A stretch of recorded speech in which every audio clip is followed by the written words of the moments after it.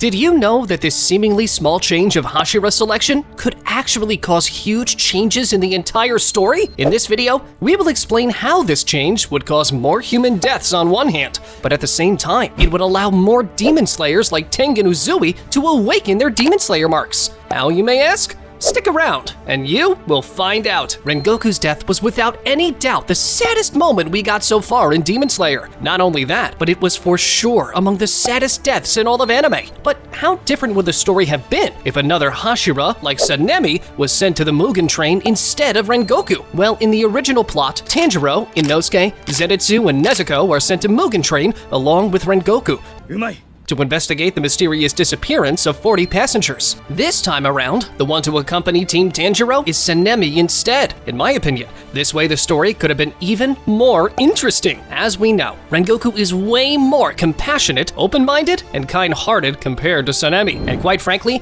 Sanemi could definitely use a few anger management classes. As a result, in the original timeline, Rengoku's encounter with Nezuko was relatively easy, considering that the Hashiras are sworn to slay demons. And Nezuko is, of course, a demon. Sanemi is not so chill like Rengoku, and without a doubt, there is no way you would see Sanemi shouting. Meaning that in this alternate version of the story, the comedic element of Mugen Train Arc is gone. You see, Sanemi is still not convinced whether Nezuko is truly on their side or not, and as a result, he threatens to kill her if she does anything suspicious. Now, I don't claim to be an expert on human relations, but I'm pretty sure that that's not the best way to greet someone when you see them. Plus, the whole atmosphere would probably be too hostile, as let's not forget that the last time Sanemi met the Kamado siblings, he tried to kill Nezuko and repeatedly stabbed her with his katana. Of course, Tanjiro's reaction was to headbutt him, so yeah, I stick with my claim that the atmosphere would be kinda dense in this situation. The only upside is that we would probably see this death stare from Nezuko one more time. Yes! Yes! Yes! But don't get too excited, because there is a downside too on this version of the story. No! No! The train sets in motion and all the passengers are seated. While everyone are seated, Enmu takes action and activates his blood demon art that places everyone into a deep sleep. Everyone but Nezuko, of course, that is unaffected due to her demon abilities. After Sanemi, Tanjiro, Inosuke, and Zenitsu are all asleep, the children controlled by Enmu attempt to kill the demon slayers. Similarly to the original story, Tanjiro is shown his family in an attempt to lure him in and make him want to stay in this utopic world. The kid witnesses Tanjiro's spiritual core, a perfect and calm environment. However, before his core is destroyed, Tanjiro manages to break free due to Nezuko's help. The kid responsible to kill Inosuke, on the other hand, cannot even find his spiritual core due to how messed up and pitch black Inosuke's subconsciousness is. Inosuke also wakes up with Nezuko's help. Zenitsu, on the other hand, does not really even have to wake up, as he is honestly way stronger while being fast asleep. Now, if you ever feel stupid, just remember that of all people and of all ways to fight them, Enmu decided to put Zenitsu to sleep. You see, a big difference in this version of the story is in the way Sanemi reacts. In this alternate timeline, Sanemi is shown his past and how his mother is alive and not turned into a demon. Although Sanemi is tempted to stay there as well, he also realizes what is truly happening. Right after we see Sanemi's backstory, we are then shown to Sanemi's core, a sphere filled with wounds and blood, perfectly summarizing Sanemi's origins. Just like Rengoku took that kid by the neck, so does Sanemi. He attacks the kid that was about to kill him, even while being asleep.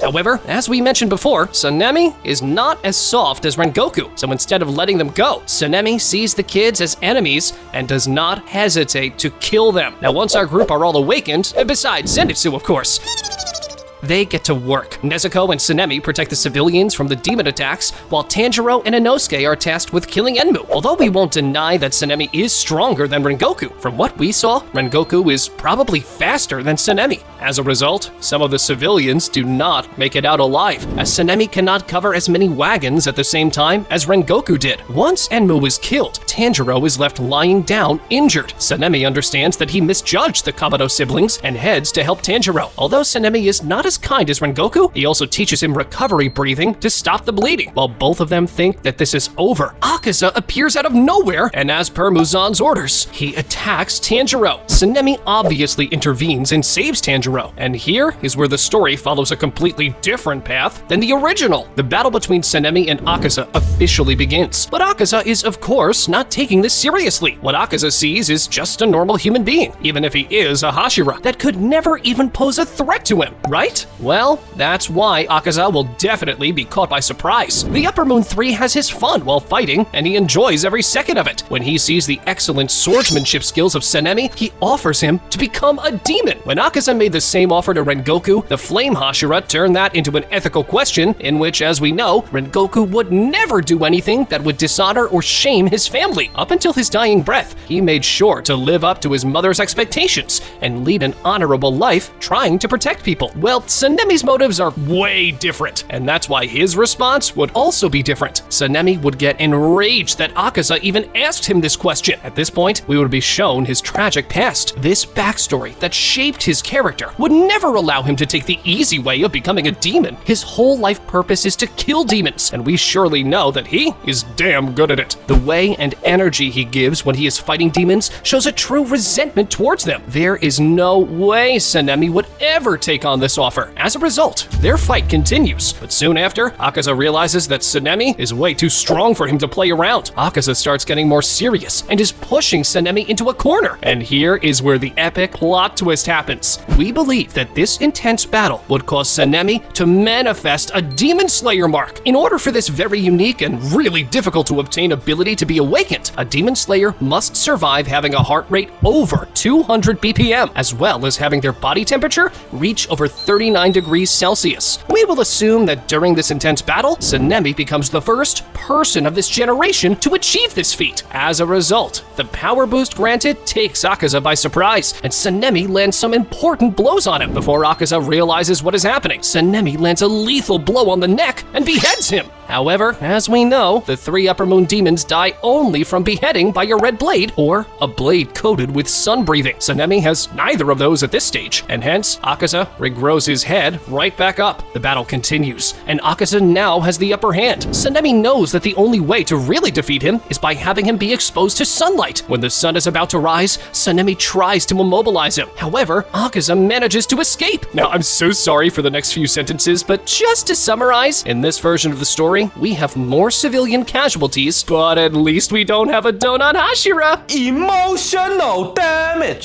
I know, I'm so sorry. I know, but it had to be said. I couldn't help myself. So, back to the story. Given that Rengoku is still alive, Tanjiro heads towards finding him in order to ask about the Hinokami Kagura. Since the Rengoku family has been traditionally flame-breathing users, Tanjiro thought they could maybe know something more about his Hinokami Kagura. You see, at this point, Tanjiro was not aware that his breathing was not really flame-breathing, but actually sun-breathing. As a result, Tanjiro heads to the Rengoku residence, where Rengoku Shinjiro does not help them in the slightest. But on the other hand, Tanjiro ends up training with Rengoku that helps him better control his breathing techniques. Meanwhile, Akaza heads to report to Muzan, that is absolutely enraged by Akaza. Not only did he not kill Tanjiro, he did not even kill the Hashira he was faced against, and almost got himself killed as well. The only reason Muzan lets Akaza live is due to the soft spot he has for him. As they are training, a Demon Slayer Crow arrives and informs all Hashira to gather for an emergency meeting. Tanjiro decides to tag along with Rengoku. In this meeting, the Hashiras are all informed that they need to start training towards awakening their Demon Slayer mark. Sanemi did the first step, so now everyone found a way to get exponentially stronger. They would never pass on that opportunity. As a result, although Tengen has not yet awakened his Demon Slayer mark when he's headed to the entertainment district, during his fight with Gyutaro, he would awaken his mark. Thus, Tengen is now stronger than Gyutaro, and with the help of Tanjiro, that also awakens the Demon Slayer mark during this fight, Inosuke, Zenitsu, and Nezuko, they managed to defeat Daki and Gyutaro without Tengen losing his arm, and hence having to retire. The Demon Slayer Corps is now way stronger than in the original timeline. Not only do they have an additional Hashira, they are also more prepared, as now they have more Demon Slayers that are already marked ahead of the final battle. The final battle may or may not end with less human casualties, abilities, but for sure, the Demon Slayers will have way better chances for success in each of their battles. Click on this video where we present 30 small details you did not know about Demon Slayer. Go on, check it out!